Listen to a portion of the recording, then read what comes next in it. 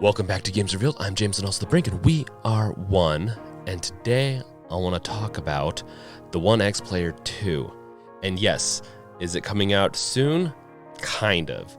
Is it look kind of cool? Yes, it looks like a big boy Switch that's a little bit more ergonomic and a little bit bigger. And let's talk about just what I kind of think about it, and then I want to hear what you guys are going to say about it in the comments. So before we get into it, make sure to like, subscribe, bash that bell with your crowbar, especially if this is your second, third, fourth time visiting and you have not done so. So, okay, with that being done, let's go on a field trip. Okay, first up, we're going to go to their website, where after you sign up for the chance to potentially beta test or test the device, which we'll get into that a little bit later, it gives you a link to go here.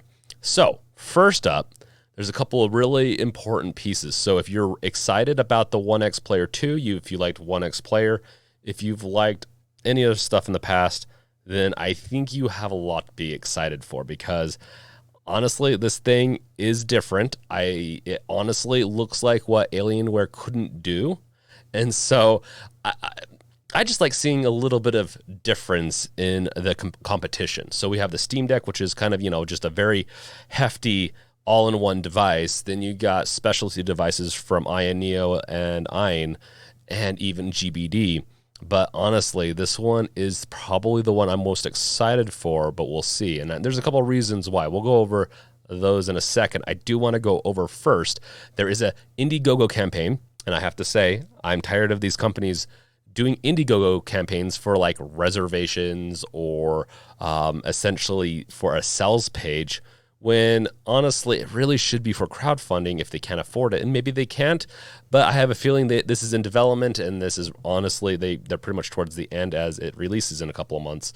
And so it's just like the GBD. It gave me a little bit of a sour taste in my mouth because they didn't really treat it like a reservation even. They used it for reservations to essentially a sales page, but then they sold a bunch of WinMax 2s on AliExpress, or at least they sold to a distributor without fulfilling their reservations. It's honestly really frustrating, as it's been a few months past their expected delivery date. And OneXPlayer, we'll see how they do, because I do think that this is a very interesting date that they have set up. For the 6800U, it came out back, September, August, around those times. And so March and April 2023 seems like a reasonable date if it's what they've been working on. While you have the AYAN Loki coming out somewhat soon, it's Q4, but we'll see if it's Q4. I never expected it to come out this quarter when I'm filming this, but this seems much more reasonable, meaning this has been out for a while. It looks like they've been testing the device for a while, and so right now they're going to be starting their IndieGoGo campaign on the 20th of December, and then in about 3 months from then, they will be releasing or starting to ship units. I think this is a very reasonable. I think this is in a decent timeline to actually get all their reservations at least squared away, and then really start on shipping product. The only other company that I've seen, and honestly I haven't even seen OneXPlayer ship their stuff before in the past. I'm really not sure how good they are with hitting their dates. I know AYANEO, out of all the ones I've seen, out of AYAN, GBD, they've hit their dates at least somewhat close, at least recently. That being said, GBD and AYAN are not great at their dates. They're very much off by 3 to 6 months, I think, typically with their dates, which is a little frustrating, but I do think we're going to get it around this date that they've mentioned it. So that's got me really excited.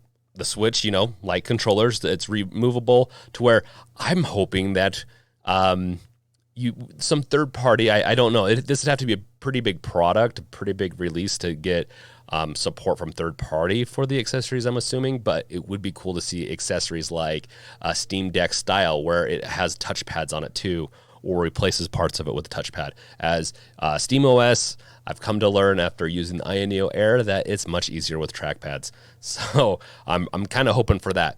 Then that has another thing that's on my wish list for the Steam Deck.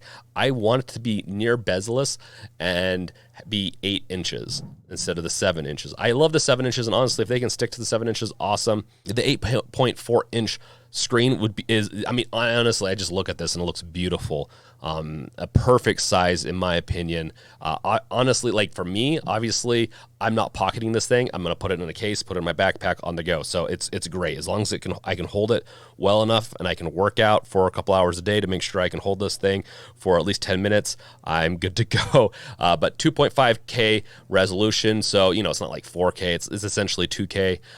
Resolution is about right for me too. With FSR being on these chipsets, meaning these are AMD APUs, it has FSR support, and the upscaling that it brings really is nice. And I've been really surprised by Steam Deck's FSR, like with the Doom Eternal game on my 4K TV. I was actually really surprised at how well it looked with it.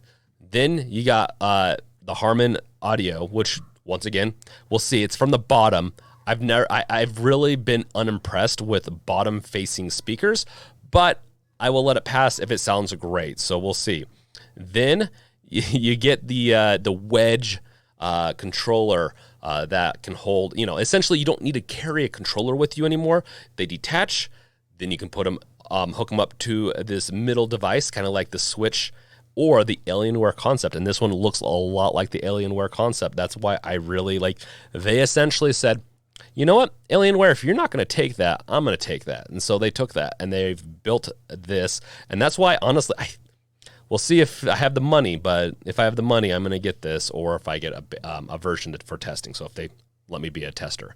With that, you can play it from a distance. You can hook it up to your TV, and you have a controller at all times. You don't need to carry one. With the Steam Deck, for me, if I want to go, let's say if I go to a hotel room while I'm traveling, I hook up my deck to the TV, and then I want to play from the bed, the easiest way is to then just bring another controller, which is, it is what it is. It just adds more bulk to the whole trip. Or there's other kind of ways to get around that with wireless or distance-based. Like I guess I could drag an HDMI cable that's really long, but this is honestly a near perfect solution for this type of thing. I love seeing this.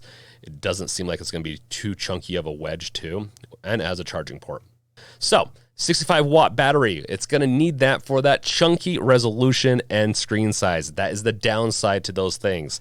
It's going to eat up a lot more battery, especially if you're playing at those resolutions and that screen size. So the deck has a 40-watt. This is a 65-watt.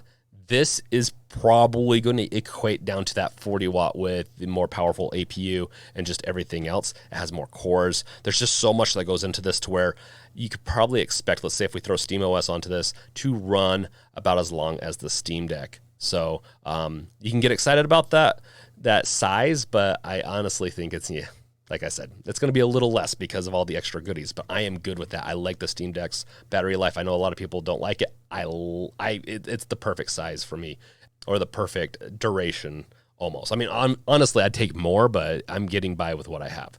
So if you want, you can go, and I'll include this stuff in the description below. You can go and become a OneXPlayer 2 beta tester in the recruitment program. You can go sign up. I don't know what it's going to take. Honestly, the questionnaire that they have is kind of okay, meaning I'm like, it's essentially, I don't know what they're really asking for, because whatever they're asking for there, I don't feel like it's going to put anyone above someone else.